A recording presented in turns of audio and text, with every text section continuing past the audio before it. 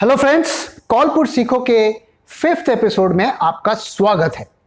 आज हम बात करेंगे ऑप्शंस राइटिंग यानी ऑप्शंस सेलिंग के बारे में। दोस्तों, आपने सुना होगा कभी ना कभी कि ऑप्शन सेलिंग बहुत रिस्की होती है, पर आपने क्या कभी ऐसा सोचा है कि फिर क्यों लोग ऑप्शन सेलिंग करते हैं? खास करके एक्सपर्ट्स या प्रोफेशनल ट्रेडर्स ऑप्शन सेलिंग या ऑप्शंस राइटिंग फिर क्यों करते हैं जब उसमें इतना रिस्क होता है? आपको क्या लगता है, क्या वो बेवकूफ है? तो आइए हम बात करते हैं ऑप्शन सेलिंग के बारे में और इसकी बारीकियों को समझते हैं और एक प्रोफेशनल के नजरिए से देखते हैं कि ऑप्शन सेलिंग करने के क्या फायदे हैं और क्या इसके रिस्क हैं। दोस्तों, जैसा कि मैंने आपको पिछले एपिसोड्स में बताया है कि हम ऑप्शंस की 4 तरीके की पोजीशंस बना सकते हैं। तो जो पहली पोजीशन है वो होती है बाय कॉल, दूसरी जो पोजीशन होती है बाय पुट, तीसरी जो पोजीशन है सेल कॉल और चौथी जो पोजीशन है सेल पुट। तो जैसा कि मैंने बताया, 2 तरीके की बाय की पोजीशंस होती हैं और 2 तरीके की सेल की पोजीशंस होती हैं। जो बाय की पोजीशंस है यानी कि बाय कॉल और बाय पुट, इसमें आपके लिमिटेड लॉसेस होते हैं और अनलिमिटेड प्रॉफिट पोटेंशियल होता है। यानी कि अगर आप एक कॉल ऑप्शन खरीदते हैं या पुट ऑप्शन खरीदते हैं, मान लीजिए आपने 100 रुपए में खरीदा, तो ज्यादा से ज्यादा आपको 100 रुपए का ही नुकसान होगा, उससे ज्यादा का नहीं होगा, ये गारंटीड है। लेकिन प्रॉफिट आपको 1000, 2000, 10,000, 20,000 कितना भी हो सकता है, depending upon the market conditions. जबकि ऑप्शन सेलिंग में इसका उल्टा होता है। तो अगर आप एक कॉल को सेल करते हैं या आप एक पुट को सेल करते हैं, तो उसमें जो आपको प्रॉफिट होता है वो एक फिक्स्ड अमाउंट का ही हो सकता है। तो मान लीजिए आपने 100 रुपए में एक ऑप्शन को सेल किया, तो ज्यादा से ज्यादा आप उसमें 100 रुपए ही कमा सकते हैं। 100 रुपए से ज्यादा आप किसी भी हालत में उसमें नहीं कमा सकते हैं। लेकिन आपको जो लॉस हो सकता है वो अनलिमिटेड हो सकता है, उसकी कोई लिमिट नहीं होती है। तो इस चीज को सबसे पहले आपको समझना है कि ऑप्शन बाइंग में लिमिटेड रिस्क होता है, ऑप्शन सेलिंग में अनलिमिटेड रिस्क होता है। अब हम बाय कॉल कब करते हैं? तो बाय कॉल हमें तब करना चाहिए जब हम स्टॉक पर स्ट्रांगली बुलिश हो, यानी कि हमें लगता है कि स्टॉक में एक बड़ी मूवमेंट ऊपर की तरफ आएगी। वहीं अगर हम बाय पुट करना चाहते हैं तो हम तब करेंगे जब हमें लगता है कि स्टॉक में एक बड़ी गिरावट होने वाली है, यानी कि स्टॉक में आप स्ट्रांगली बेरिश हैं। अब अगर आपको सेल कॉल करना है, यानी कॉल ऑप्शन को सेल करना है, तो आप कब करेंगे? आप तब करेंगे जब आपको लगता है कि स्टॉक का भाव या तो एक रेंज बाउंड में रहेगा या नीचे जाएगा। वहीं अगर आप पुट ऑप्शन की बात करें तो पुट ऑप्शन को आप कब सेल करेंगे? पुट ऑप्शन को आप तब सेल करेंगे जब आपको लगता है कि स्टॉक का प्राइस एक दायरे में रहेगा या एक रेंज बाउंड में रहेगा या स्टॉक का प्राइस ऊपर की तरफ जाएगा। तो अगर आप गौर से देखें तो जब आप स्टॉक पर बुलिश हैं तो आप 2 तरीके की पोजीशन बना सकते हैं। या तो आप कॉल ऑप्शन बाय कर सकते हैं या आप पुट ऑप्शन को सेल कर सकते हैं। वहीं अगर आप स्टॉक में बेरिश हैं तो आप पुट ऑप्शन बाय कर सकते हैं या कॉल ऑप्शन को सेल कर सकते हैं। अब आप ये सोच रहे होंगे कि जब मुझे ऑप्शन को बाय करने की सुविधा मौजूद है तो मैं ऑप्शन को सेल क्यों करूं? मैं क्यों इतना रिस्क लूं? क्यों मैं पुट को सेल करूं जबकि मैं कॉल ऑप्शन को खरीद सकता हूं? जो भी ऑप्शंस के नए ट्रेडर हैं उनके दिमाग में ये क्वेश्चन जरूर आता है। तो उसका जो सबसे बड़ा कारण है वो है टाइम डिके। अब ये टाइम डिके क्या है? टाइम डिके यानी कि ऑप्शन का जो भाव है वो एक पर्टिकुलर रेट से गिरता रहता है हर दिन, उसे हम टाइम डिके कहते हैं। टाइम डिके को समझने के लिए आप एक आइसक्रीम का एग्जाम्पल सोचें। दोस्तों, आप एक दुकान में जाते हैं और आप वहां से एक आइसक्रीम खरीदते हैं, तो उसके बाद क्या होता है? आप आइसक्रीम का आनंद जरूर लेते हैं, लेकिन आप नोट करेंगे कि आइसक्रीम समय के साथ पिघलती रहती है, पिघलती रहती है, पिघलती रहती है। उसी तरीके से ऑप्शन का प्रीमियम भी लगातार गिरता रहता है। अब अगर आपको आइसक्रीम को पिघलने से बचाना है तो आप क्या करेंगे? आप किसी ठंडी जगह पर जाएंगे ताकि आइसक्रीम उस तरीके से ना पिघले। लेकिन ऑप्शन के प्रीमियम को गिरने से हम कैसे बचा सकते हैं? ऑप्शन के प्रीमियम को गिरने से तभी रोका जा सकता है जब स्टॉक में एक फेवरेबल मूवमेंट हो। तो मान लीजिए आपने एक कॉल ऑप्शन खरीदा है और स्टॉक का भाव तेजी से ऊपर नहीं जा रहा है, तो आप देखेंगे कि ऑप्शन का प्रीमियम गिरता जा रहा है। वहीं अगर आपने एक पुट ऑप्शन को खरीदा है और आप देखेंगे कि मान लीजिए कि उसका स्टॉक का भाव तेजी से नीचे नहीं गिर रहा है, तो भी आप देखेंगे कि पुट ऑप्शन का प्रीमियम गिर रहा है ड्यू टू टाइम डिके। तो टाइम डिके का फायदा सेलर को मिलता है, ना कि बायर को। तो ज्यादातर अगर आप टाइम देखेंगे तो उसमें टाइम डिके होता है ऑप्शन में, क्योंकि मार्केट में हमेशा मूवमेंट आपको नहीं मिलेगी। अगर बाजार 100 पॉइंट ऊपर भी खुलता है तो भी आप देखेंगे कि बाजार एक रेंज बाउंड में चलने लगता है। तो जो उस तरीके के मौके होते हैं, चाहे आप कॉल सेल करें चाहे आप पुट सेल करें, आपको प्रॉफिट थोड़ा बहुत मिल जाएगा। और जो सेलर्स होते हैं वो इसी तरीके के मौकों को ढूंढते हैं। तो ऑप्शन सेलर को यह प्रेडिक्ट करने की बहुत ज्यादा जरूरत नहीं है कि बाजार ऊपर जाएगा कि नीचे जाएगा। उन्हें बस ये देखना है कि फिलहाल मार्केट में मूवमेंट नहीं हो रही है और वो उसका फायदा उठाकर कुछ प्रॉफिट कमाना चाहते हैं। तो आइए अब हम ऑप्शन सेलिंग के कुछ एग्जांपल्स देखते हैं और समझने की कोशिश करते हैं कि हमें कैसे प्रॉफिट एंड लॉस होगा। आइए सबसे पहले हम एक कॉल ऑप्शन के सेलिंग का एग्जांपल देखते हैं। मान लीजिए आज की डेट 3 सितंबर 2020 है और इस वक्त निफ्टी का जो स्पॉट प्राइस चल रहा है वो 11,533 चल रहा है। तो आपने कुछ एनालिसिस किया और आपको लगता है कि बाजार सितंबर के महीने में 11,700 से ऊपर नहीं जाएगा, और इस एनालिसिस के बेसिस में आपने एक डिसीजन लिया कि मैं 11,700 का कॉल इस महीने का सेल करूंगा। तो आपने देखा कि 126 रुपए यानी 126 रुपीज इस कॉल ऑप्शन का भाव चल रहा है और अब आप इसे सेल करना चाहते हैं। तो सबसे पहले आपको क्या करना पड़ेगा कि आपको जाना पड़ेगा अपने ब्रोकर की साइट पर और सबसे पहले देखना पड़ेगा कि आपको इसके लिए कितना कैपिटल चाहिए, जिसे हम कहते हैं मार्जिन मनी। तो आपको अपने ब्रोकर के साइट पे जाकर मार्जिन कैलकुलेटर ढूंढना है और वहां पे आपको डालना है कि आप 11,700 का कॉल बेचना चाहते हैं और साथ में आपको वहां पर एक्सपायरी डालना है और किस भाव पर आप सेल करना चाहते हैं वो डालना है। तो जब आप ये इंफॉर्मेशन डाल देंगे तो आपका ब्रोकर आपको बताएगा कि आपके पास कितना कैपिटल होना चाहिए। अब ये कैपिटल दिन पर दिन बदलता रहता है या कभी कभी घंटे दर घंटे भी बदलता है और ये काफी फैक्टर्स पे डिपेंड करता है, जैसे कि स्ट्राइक प्राइस, एक्सपायरी, मार्केट की वॉलेटिलिटी, बहुत सारे फैक्टर्स पर ये डिपेंड करता है। तो मान लीजिए मोटा मोटा हम एक अंदाजा लगा लेते हैं कि आपको 50,000 रुपीज इस ऑप्शन को सेल करने के लिए आपका ब्रोकर मांगता है। तो आप जैसे ही ये ऑर्डर डालने जाएंगे तो सबसे पहले आपका ब्रोकर वो 50,000 रुपीज ब्लॉक कर देगा, यानी कि वो आपके अकाउंट से निकाल लिया जाएगा। अब इसके बाद आप ऑर्डर लगाते हैं 1 लॉट का, 126 रुपीज पर आप सेल करते हैं और आपका ऑर्डर एग्जीक्यूट हो जाता है। तो ये जो प्रीमियम बना 126 रुपीज और एक लॉट में निफ्टी के 75 कॉन्ट्रैक्ट होते हैं, तो ये जो टोटल अमाउंट बना वो है 9450। तो जैसे ही आप ऑप्शन सेल करते हैं उसके 2-3 दिन के अंदर ये 9,450 रुपीज आपके अकाउंट में आ जाता है, क्योंकि जिस बायर ने इस ऑप्शन को खरीदा उसने जो पैसे दिए वो पैसे आपको मिलेंगे। तो आपके अकाउंट में वो पैसे आ जाएंगे। तो अब आपकी पोजीशन भी बन गई, आपको पैसे भी मिल गए। लेकिन आपको एक चीज ध्यान में रखना है कि आपके जो 50,000 रुपीज ब्रोकर ने होल्ड करके रखे हैं, क्यों होल्ड करके रखे हैं कि अगर आपको लॉस हुआ इसमें तो वो उसी पैसे से निकालकर जो काउंटर पार्टी है उसे देगा, क्योंकि आपको लॉस है और आपके लॉस से आपका जो काउंटर पार्टी है उसे प्रॉफिट होगा। तो आपके उस मार्जिन से वो पैसे निकालकर उसको पे करेगा। तो अब आपको सिर्फ ये प्रेयर करनी है कि जो ऑप्शन आपने सेल किया था 126 रुपीज में, उसका भाव नीचे जाए ना कि ऊपर जाए। अगर उसका भाव ऊपर जाएगा तो आपको एमटीएम में लॉस होगा और अगर उसका भाव नीचे जाएगा तो आपको उसमें प्रॉफिट होगा।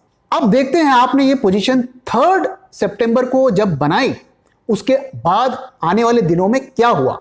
तो आप देख सकते हैं कि अगले दिन ही उसका प्रीमियम गिर के 74 रुपीस तक चला गया, तो आपको प्रॉफिट आना शुरू हो गया 3843। चूंकि मार्केट ने आपके फेवरेबल डायरेक्शन में मूवमेंट किया, यानी कि मार्केट नीचे की तरफ जाने लगा, तो इसकी वजह से कॉल ऑप्शन का प्रीमियम गिरने लगा और आप देख सकते हैं कि आपको लगातार उसमें आपके प्रॉफिट बढ़ने लगे और एक्सपायरी के दिन आते आते उस ऑप्शन का भाव 0 हो गया। अब आपके ऊपर है कि आप इस पोजीशन को कब क्लोज करना चाहते हैं। अगर आप चाहते तो उसे अगले दिन यानी 4 सितंबर को ही एग्जिट कर सकते थे और आपको 3843 रुपीस का फायदा होता। तो अगर आपने ये पोजीशन को एक्सपायरी तक होल्ड करने का सोचा होता तो आपको कितना प्रॉफिट होता, 9442 रुपीस का। अब आपके पास हमेशा से ये ऑप्शन है कि आप जब चाहें उस सेल पोजीशन को एग्जिट कर सकते हैं। कोई रिस्ट्रिक्शन नहीं है कि आपको उसे एक्सपायरी तक होल्ड करना है। मान लीजिए अगर ऐसा होता है कि आपने उसे अगले दिन यानी 4 सितंबर को एग्जिट किया होता तो क्या होता।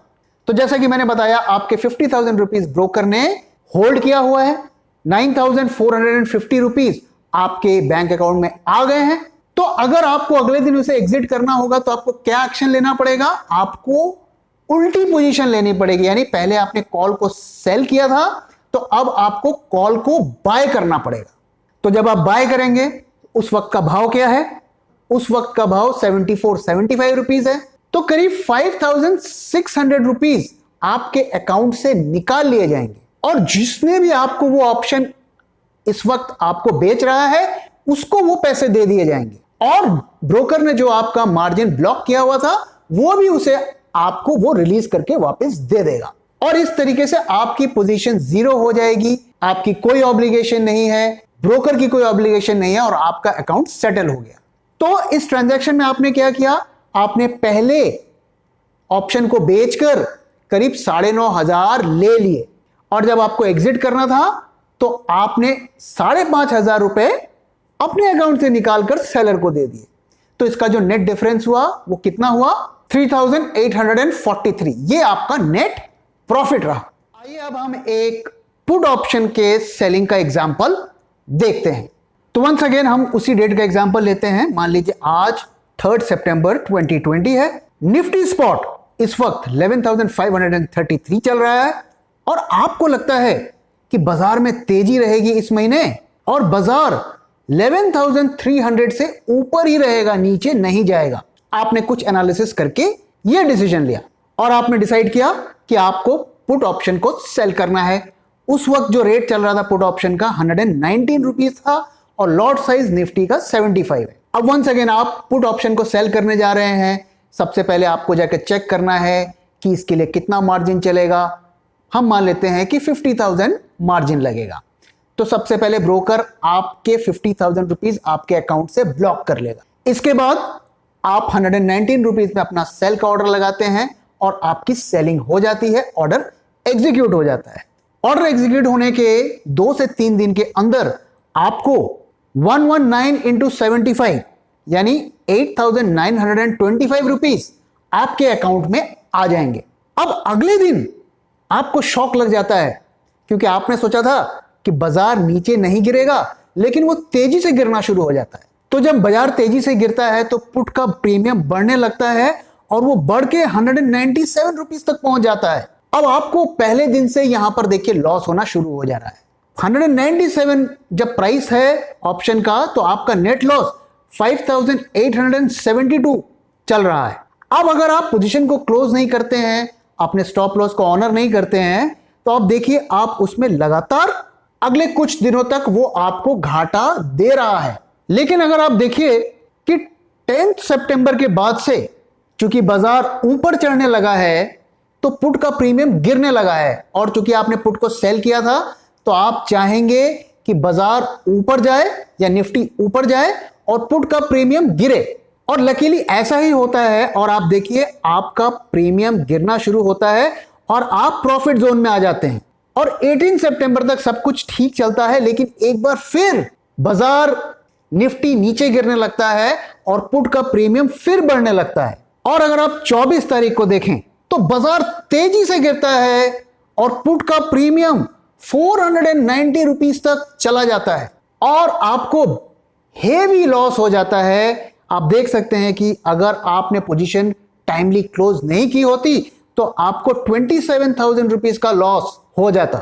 तो आप देख सकते हैं कि ऑप्शन सेलिंग के फायदे तो हैं, मंथली इनकम तो आ जाती है, लेकिन जब लॉस देता है तो कितना खतरनाक लॉस ये देता है।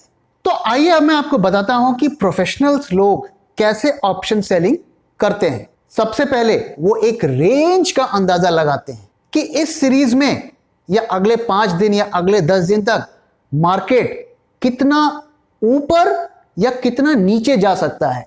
एक रेंज का अंदाजा वो लगाने की कोशिश करते हैं। मान लीजिए उन्होंने ये पता किया कि रेंज निफ्टी की 11,000 से लेके 11,500 तक रहेगी, तो वो 11,500 से ऊपर की कॉल को सेल करेंगे और 11,000 से नीचे की पुट को सेल करेंगे। वो इन दोनों पोजीशन को भी बना सकते हैं या इन दोनों में से किसी एक को भी बना सकते हैं। दूसरी चीज जो वो पता करने की कोशिश करते हैं कि बाजार में जो वॉलेटिलिटी है, जो ऑप्शंस की इंप्लाइड वॉलेटिलिटी है या स्टॉक की वॉलेटिलिटी है, वो बढ़ेगी कि घटेगी। दोस्तों ये थोड़ा एडवांस टॉपिक है, लेकिन मैं आपको थोड़ा सा बता देता हूं। तो इंप्लाइड वॉलेटिलिटी या वॉलेटिलिटी जब बढ़ती है तो ऑप्शन का भाव ज्यादा बढ़ता है। तो वो इंप्लाइड वॉलेटिलिटी को पता करने की कोशिश करते हैं कि वो बढ़ेगा कि घटेगा, और वो सेलिंग तब करते हैं जब उन्हें लगता है कि वॉलेटिलिटी घटेगी। जब वॉलेटिलिटी बढ़ती है तो हमें ऑप्शन सेलिंग नहीं करनी चाहिए। तो हमें रेंज देखना चाहिए कि इस सीरीज में स्टॉक का क्या रेंज है, हमें वो देखना चाहिए, और साथ में हमें देखना चाहिए कि वॉलेटिलिटी को गिरना चाहिए, तभी हमें ऑप्शन को सेल करना चाहिए। इसके साथ प्रोफेशनल्स लोग कुछ और चीजें भी करते हैं। वो अपने पोजीशंस को एडजस्ट करते रहते हैं।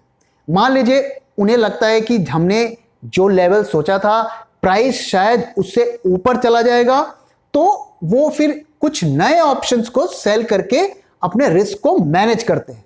तो वो ऐसे काम नहीं करते हैं कि उन्होंने एक पोजीशन बना ली और उसे कंटिन्यूअसली होल्ड करते रहते हैं। वो अपने पोजीशंस को एडजस्ट करते रहते हैं। तीसरा जो तरीका वो यूज करते हैं कि वो नेकेड ऑप्शन को सेल नहीं करते हैं, यानी कि एक बार में एक ऑप्शन को सेल नहीं करते हैं, उसके साथ वो हेजिंग करते हैं। तो हेजिंग कैसे आप कर सकते हैं? तो एक तरीका होता है कि आप कॉल ऑप्शन भी सेल करें और पुट ऑप्शन भी सेल करें और उस स्ट्राइक्स को केयरफुली चूज करें, लेकिन इसमें भी काफी ज्यादा रिस्क होता है। तो जो दूसरा तरीका वो यूज करते हैं, वो ऑप्शन को सेल तो करते हैं लेकिन साथ में एक दूसरा ऑप्शन बाय करके भी रखते हैं।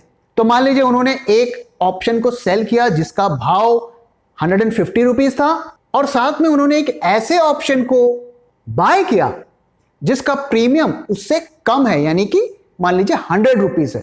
तो 160 रुपीज का प्रीमियम उन्होंने सेल किया और 100 रुपीज का प्रीमियम उन्होंने बाय किया। तो इसका जो डिफरेंस है 50 रुपीज का, उसका टाइम डिके का फायदा उनको मिलेगा और वो अपनी पोजीशन को हेज भी उन्होंने कर रखी है।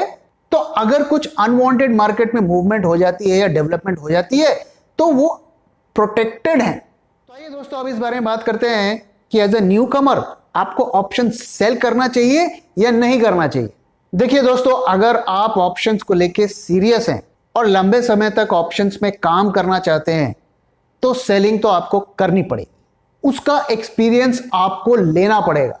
तो अगर आप ऑप्शन सेलिंग सीखना चाहते हैं तो मेरी सलाह यह रहेगी कि आप शुरू में नेकेड ऑप्शन सेलिंग को ना करें, आप हमेशा हेजिंग में करें।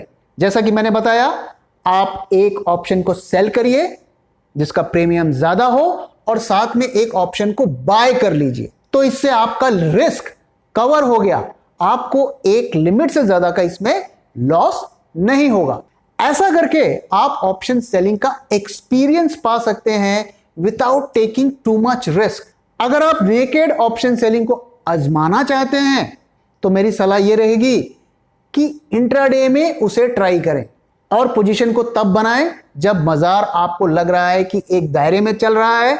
लेकिन जब भी पोजीशन को बनाएं, स्क्रीन के सामने रहें, मार्केट पर वॉच रखें और जहां पे भी सडन मूवमेंट होती है अपोजिट डायरेक्शन में, तुरंत पोजीशन को काट दें, अदरवाइज आपको बड़ा लॉस हो सकता है। मैं वार्न कर दे रहा हूं। लेकिन ज्यादा अच्छा रहेगा कि आप उसे पहले हेजिंग के साथ करें। देखिए दोस्तों, statistically speaking and mathematically speaking option sellers के प्रॉफिट कमाने के चांसेस बहुत ज्यादा रहते हैं कंपेयर टू ऑप्शन बायर्स के। लेकिन प्रॉब्लम सिर्फ यही होती है कि ऑप्शन सेलिंग में जब लॉस देता है तो बहुत बड़ा लॉस देता है और सडन देता है।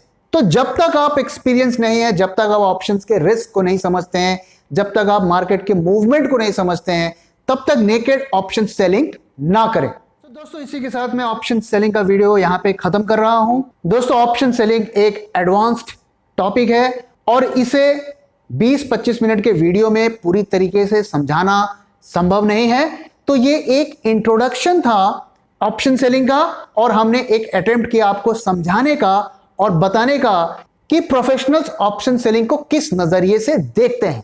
लेकिन यकीन मानिए कि जब प्रोफेशनल्स ऑप्शन को सेलिंग करते हैं तो वो और भी बहुत सी चीजों को और इंडिकेटर्स को देखते हैं और किसी और वीडियो में हम बात करेंगे उन चीजों के बारे में। सो दोस्तों, वीडियो कैसा लगा जरूर बताइए, आपके फीडबैक का इंतजार रहेगा। और ऑप्शन सेलिंग या ऑप्शन से रिलेटेड कोई भी आपको क्वेरी हो, कंफ्यूजन हो, प्लीज कमेंट बॉक्स में जाइए और वहां पे लिखिए और मैं श्योर करता हूं कि मैं हर कमेंट को पढ़ता हूं और मैं पूरी कोशिश करूंगा कि आपकी क्वेरी का रिस्पॉन्स करूं। सो दोस्तों, अगले हफ्ते कॉल पुट सीखो का एक और वीडियो लेकर मैं आऊंगा। फिलहाल मुझे इजाजत दीजिए। Thanks for watching. फिर मिलेंगे किसी और वीडियो।